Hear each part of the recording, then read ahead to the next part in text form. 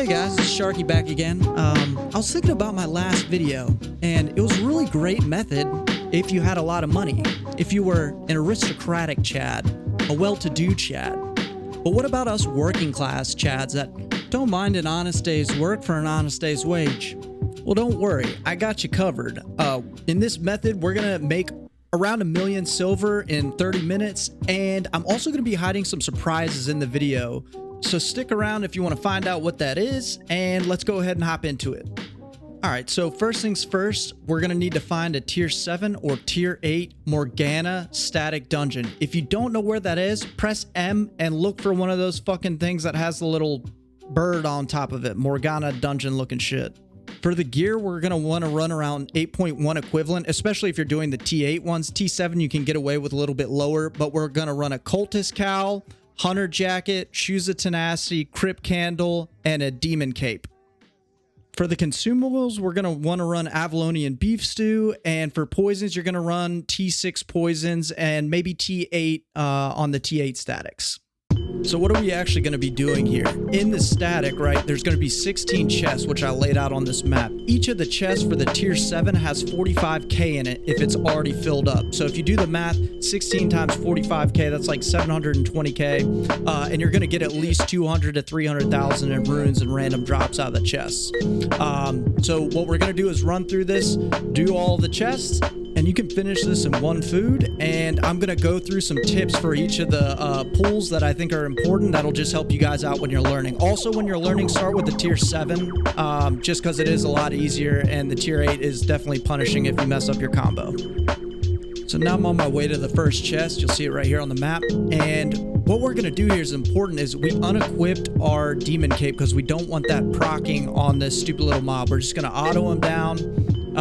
And then from there, we're going to go in and attack the chest. We re-equip our demon cape, eat our food, throw poison, hit our Q, throw our throwing blades, and R and E.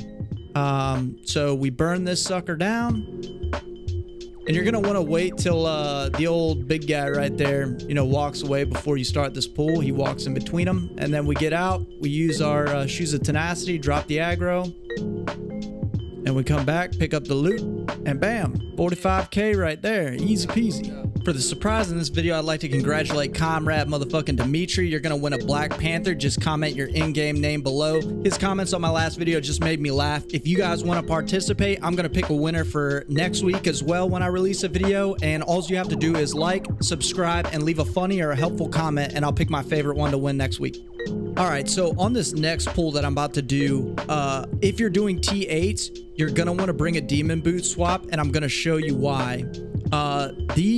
The bat bitches, I don't know what the fuck they're called, but the bats don't give a shit about the tenacity for whatever reason. So what happens is when you try to drop the aggro like I'm doing now, they won't give a shit. They'll just keep on attacking you. So use demon boots, get out of there as quickly as possible, and then you can swap back to tenacity on the other ones that don't have the bat women there. I'm gonna just go back and scoop up my loot here, and then on the next pool, I'll kind of fast forward it a little bit just in the interest of time. I'm not gonna do all of the chests here, but right here, this is another example of a pool where demon boots, like, you will need them, and I will show you which direction you need to sprint. You're gonna basically sprint southwest out that corridor until you get to this little statue thing, and that's around where the aggro drops. Also, another important tip is never leave any loot behind. If you leave loot behind, even if it's shit, it will make the chest not respawn. So pick up everything and then trash it if you don't want to keep it, you know, after you get it. Another important thing, right, is you'll notice sometimes when I pick up these chests, there'll only be 25k in there. And that's because somebody has recently done it before me. It's not the full 45k for the tier 7. So if you notice that all the time for you, it's 24,640, what you can do is actually bring a warbow in here and just camp and wait for the motherfuckers doing the chest and yoink his shit. Also, when you're doing these ones up at the top of the map, you can use the dungeons as a way to drop the aggro if you don't have tenacity or if the bats are on you. So I know some of you guys are probably curious as, you know, how much do the T8 ones drop as far as silver goes? There it is, 76K. So if you do some quick math, that's 1.2 million. Once you do the run, you can get that done in about 15 minutes once you got the hang of it. I hope this video really helped you out.